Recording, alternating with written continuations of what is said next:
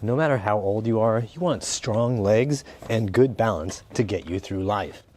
You want to be able to walk comfortably on flat ground, on hills, or stairs. You want to be able to get down to the floor to pick things up easily so that you feel comfortable and confident in daily life. But you don't want to get weights and a barbell and all the other gym things, and frankly, you probably don't even need them. You can build leg strength at home with absolutely no equipment, and you can get some seriously strong legs by doing this one simple exercise. Hey everybody, it's Matt Chu from Upright Health, and today I'm joined by Tommy Tamago and my friend Harold the horse and his friend Sebastian Grubb. Hello. Sebastian has traveled all the way from Copenhagen, Denmark to share his wisdom. He's going to show you the spiral crouch. The spiral crouch is one of Sebastian's absolute favorite exercises to help you build lower body strength that's useful and functional for your everyday life. So if you're ready, let's get ready to think right, move right, and feel right. Okay, you guys ready to talk about functional strength in the legs? Yeah! Woohoo! Okay, so here's the full movement with my activated foot. I'm going to start bending my legs, sending the butt back and turning the chest. And that should give me quite a full range, and I can get some stability here from my opposite hand as I get to the bottom. And then I'm just going to stand up, and if I'm feeling good balance-wise, I will pick up my back leg and finish with a turn toward the other side. So that's the spiral crouch. Can you do that? Of course, horses are known for our spiral mechanics.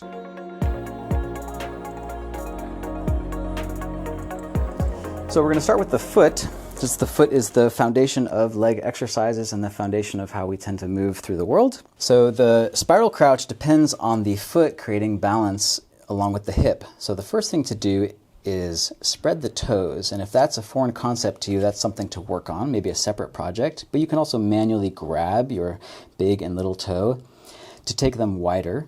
This might look a little wild, but I have worked on this myself. It was not given to me at birth.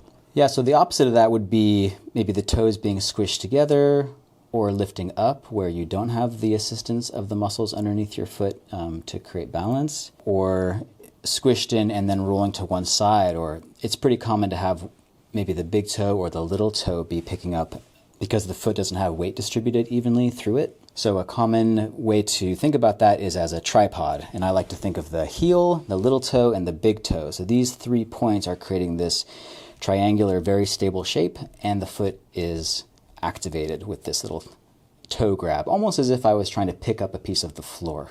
Doing the toe spread and then grabbing the ground with a little bit of pressure from the toe tips activates the muscles in the bottom of the foot, so it creates a wider, more stable foundation. So moving up the leg, we get to the knee, and the knee will mostly go where the foot and the hip decide. But one way to help organize this movement is to think about spiraling the knee out so it has a little lateral bias or pointing a little bit toward the smallest toe. So as I'm lowering down, I point out a little bit, and that's part of this whole spiral pattern through the body. So this positioning of the knee should also help to distribute force through the knee itself so it feels better for you and it's better aligned. And then we get to the hip. So as I'm descending, I'm reaching my butt back, so that's hip flexion, and I'm turning my chest to the side. So the butt goes way behind me, I'm turning, and that's lengthening the muscles at the back of the hip, the glute complex, so that I get a really full range for the hip muscles. As with all exercises, it's possible and even likely to do this with poor spine positioning. So let's see if we can keep the chest elevated and the spine long. As I'm lowering, adding this or having this twist of turning to the side is part of what allows for that. So I'm not just curling forward, reaching for the ground, but thinking more chest facing out toward the wall. I know Matt has some great videos about hunchback and working with desk posture, and so this is one more opportunity to work on that project. Like this? I think you're doing it wrong. And a little bit about the arms. Just like in walking, they trade positions when you go through a leg cycle or take a step. So here I have my opposite arm as front foot coming forward, and that's part of the spiral going from the foot out to this arm. So I think about closing the loop or completing the spiral in this bottom position, and then coming up, they would switch back. Am I doing it right with my arms? Nice arms, maybe something in the toes. Am I doing it? Am I doing it? You look good. All right, Sebastian, help me do a super spiral. I want stronger legs, and I want to touch the floor for the first time in my life. So how am I going to get there? Okay, let's do it. Have you done this particular move before? No. Okay, maybe a little extra spirally today. Yeah, I've never even touched the floor. Oh my gosh, it looks far away. It's very far. Well, let's close that gap, starting with the foundation of the foot, with the spread toes and the toe tip grip. Okay, grip, toe, tip, grip. Your toes look great, by the way. Thank you. Fine man, OnlyFans. Only feet. Also on onlyfeet.com. All right, so I got toe tip grip. I'm going down. Lowering. Okay. And yeah, knee pressing out. knee out. Yep, you can even imagine that you're actually pressing something away. Okay, got that. Got Nice. that. And I'm trying to get lower. Let's see. Chest turning left, part of the spiral. Left. Okay. Left. Maybe butt reaching back a little bit more. Here we go. Okay, butt reaching back. And I think I'm going to do it. That's pretty good. Oh. Hey, success. Oh, yeah, let's do the other side. Okay, awesome. Yeah, 1 rep. I didn't even do it coming back up, so maybe a half rep. Okay, yeah. All right, let's make this one super good. All right, toes. Toes. Yep. The toes, hard to remember. Knee going out that way. Awesome. This butt. Back. There we go. Back. Yep. Whew. And as long as the spine is looking good and the joints feel great, then we go. Not this. Can I just cheat? Wait, no. Yep. You know, it's yeah. The hand touches as the last thing. Here we go. Nice. Good range. Okay, so what's the full thing? Now I need to come up. Yeah, pressing up. And then I bring that other leg. Yeah, let's go into advanced mode. So lifting this other leg and turning toward it as if you were walking. And then to get even more glute activation, press the ground down more than you need to. You should feel like your heel is really pushing the floor away. Heel, okay, heel. Yep. And then twist a little extra. There we go. Nice. I can be extra. There we, yeah. Heel. Wow, getting the heel down. Okay. Yeah. Great. That looks like a good challenge for balance and strength. Oh man, my legs are burning. Ooh. Well, you're going to be toasted rice pretty soon. Ooh, that sounds delicious. It's a different dish. What happens if somebody doesn't have the strength or balance to do all that without assistance? Because not everyone can be as strong as me. Of course. Well, we all aspire. Have no fear, Matt. We got you covered. A box is here. A box is here. Let's go. Let's say this is your low kitchen counter or your table or your couch back. A chair, perhaps? A chair. Yeah, very stable chair. Okay. Okay, so let's take some weight off of the legs, but also give yourself a lot of stability support by holding onto another surface. We know that at the bottom, you're going to turn towards your front leg. So it's good if you switch legs on this one so you have the front leg toward the support. All right. So, yeah, 1 or 2 hands on here, and as we turn and go through this crouch, we can perhaps add or even change hands. Oh, I see. So, got it. And if I want more help, then I can kind of lean into this. Yeah.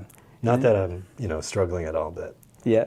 if I were. If you were, theoretically. And then at the top, you might want a little bit of help as you turn away. Oh, I see. Yeah. So here. There we go. Nice. And then over time, you could go to just the fingertips of support or not even touching it, but being ready to. So it's always available. It's funny, I keep having trouble keeping those toes engaged. Right. I learned something about my toes today. Okay, nice. Woohoo! So have you. Yeah, that's right. I think we've all learned something today about Matt's toes. Oh, yeah. Onlyfeet.com /upright health. And it's pretty common people will have the balance challenge sort of at the end ranges. So you might reduce your range to start and just do a partial range and before it feels sketchy in any way, you could just stop and then come up and even leave your other foot on the ground. Ah, okay. Yeah. Oh, I see. And then just work on getting that extension, that opening up of the hip here. Yeah, actually wouldn't twist too much just so that the knee doesn't get too much torque through it. Gotcha. Yep. Yeah. Boop. Cool. Nice. Sweet. So use some help. Use a box, use a chair, use a counter. That's right. Okay, but what I want to know is how many times a day should I do this? How many reps per set? You know, I want to get jacked. Slow down there, little buddy.